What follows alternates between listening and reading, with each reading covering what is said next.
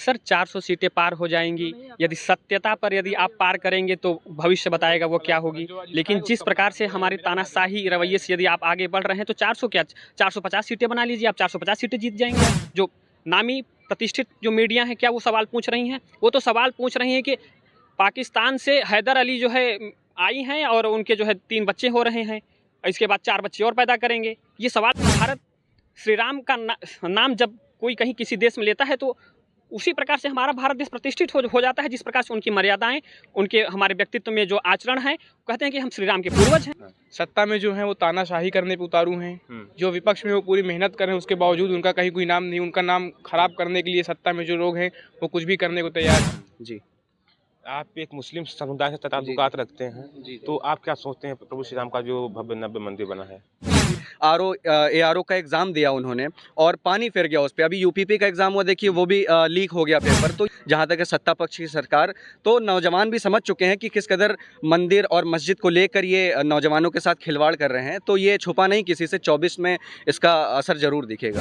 नौजवान कितने हैं? अभी 60,000 कुछ भर्तियां आई हैं यूपीपी की। सोचिए कितने बच्चे बिहार से, राजस्थान से, कितनी गरीबी है पूरे हिंदुस्तान के अंदर की, लेकिन उस पर बात नहीं की जा रही है। उनको उकसाया जा रहा है, किस पे? धर्म के नाम पे लड़ाया जा रहा है। तो सर इसमें लोकसभा के चुनाव का माहौल जो भी चल रहा है, हमारे अपोजिट जो पार्टियां हैं, विपक्ष का जो हमारा कमज़ोर होना, एक तरीके से कहते हैं कि जब हमारा विपक्ष कमज़ोर रहेगा तो जो सत्ता पक्ष की जो पार्टी रहेगी वो अपने तानाशाह रवैये से अपने सरकार को, अपने लोगों को, अपने स्वहित को ध्यान में रखते हुए परहित का ध्यान नहीं देगी।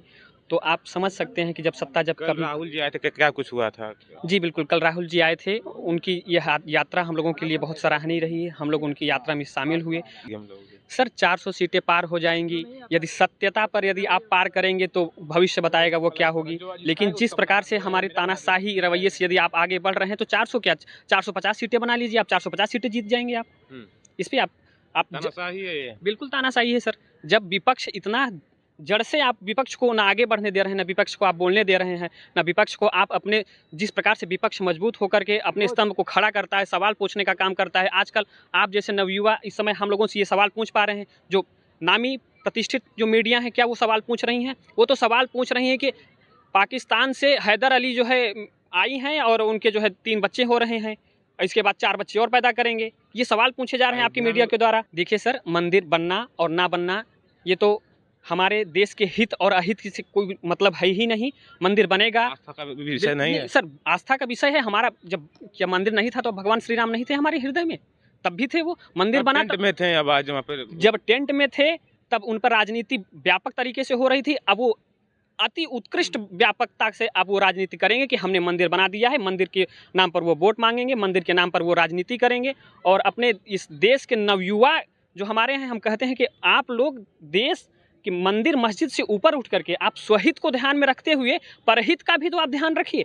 आप मंदिर हमारे यहाँ भारत देश में बन रहा है, इसका मतलब ये नहीं है कि जो हमारे अन्यत्र वर्ग के जो हमारे लोग हैं उनके लिए फ़ायदा नहीं होगा या उनके लिए नुकसान होगा। नुकसान किसी के लिए नहीं है, क्योंकि मंदिर तो देश का निर्माण, हमारे एक स्तंभ होता है वहाँ पे संस्कृति। जो हमारी मंदिर हम एक संस्कृति के रूप में लेते हैं अपने मंदिर को। जो हमारे मंदिर की भव्यता है, जो हमारे मंदिर की शिल्प कला है, वो हमारी एक संस्कृति, हमारे भारत देश की विरासत है, जो हमारे भारत देश के लोगों के द्वारा बनाई जा रही है। हमारे भारत देश के लोग भारत श्री राम का नाम जब कोई कहीं किसी देश में लेता है तो उसी प्रकार से हमारा भारत देश प्रतिष्ठित हो जाता है, जिस प्रकार से उनकी मर्यादाएं, उनके हमारे व्यक्तित्व में जो आचरण है, कहते हैं कि हम श्री राम के पूर्वज हैं।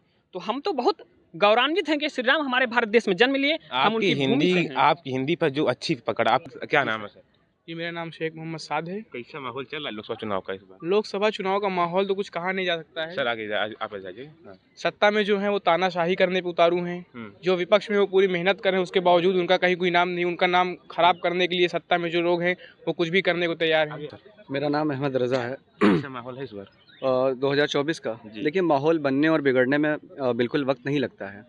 माहौल ये है कि जो सत्ता पक्ष के लोग हैं वो धर्म की राजनीति करके वो माहौल को क्रिएट कर रहे हैं। लेकिन जो विपक्ष के लोग हैं, अगर वो बोलना चाहते हैं, वो सच बात को, हक बात को बयानी करते हैं, तो उनको रोक दिया जाता है।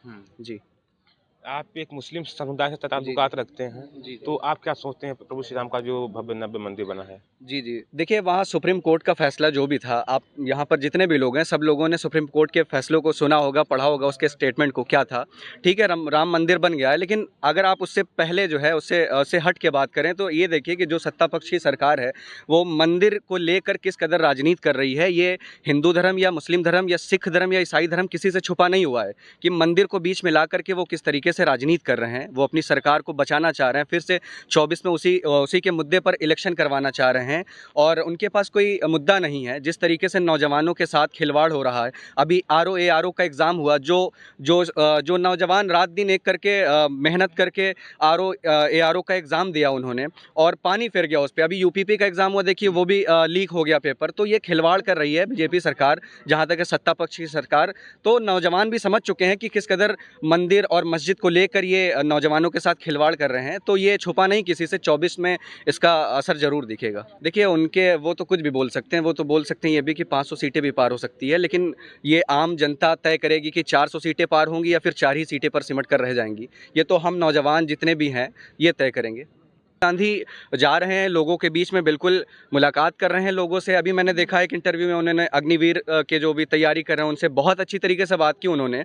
तो बिल्कुल सही है भाई, विपक्ष के लोग हैं, वो जाएंगे ज़मीनी स्तर पर, हाँ बिल्कुल करेंगे। 5 किलो राशन की बात नहीं है, वो एजुकेशन दें। 5 किलो राशन तो हम एजुकेशन लेके खरीद लेंगे ना। 5 किलो जो आज की जो पूरे हिंदुस्तान की बात कर रहे हैं, ज़्यादातर जनता जो है वो मतलब अनएजुकेटेड है। तो मतलब ये जाहिर है उनका जो मेन मोटिव है, उनका जो मेन मोटो है वो ये चाहते हैं कि हम राशन, मोबाइल फ़ोन या वगैरह वगैरह दे के उनको जो है अपनी तरफ आकर्षित कर ले। लेकिन नौजवानों को ये समझना चाहिए कि हमें सबसे जो मेन हथियार है वो हमें एजुकेशन है, वो बेरोज़गारी का मुद्दा है। वो इस पर क्यों बात नहीं करते हैं? वो बेरोज़गारी के मुद्दे पे बात करें। नौजवान कितने हैं? अभी 60,000 कुछ भर्तियां आई हैं यूपीपी की। सोचिए कितने बच्चे बिहार से, राजस्थान से, कितनी गरीबी है पूरे हिंदुस्तान के अंदर की, लेकिन उस पर बात नहीं की जा रही है। उनको उकसाया जा रहा है, किस पे? धर्म के नाम पे लड़ाया जा रहा है। तो ये आप समझिए कि प्रधानमंत्री जी अगर ऐसे शब्दों का इस्तेमाल कर रहे हैं, ऐसी जो भी अपने स्टेटमेंट दे रहे हैं, तो उन्हें सोचना चाहिए कि आज का नौजवान समझ चुका है।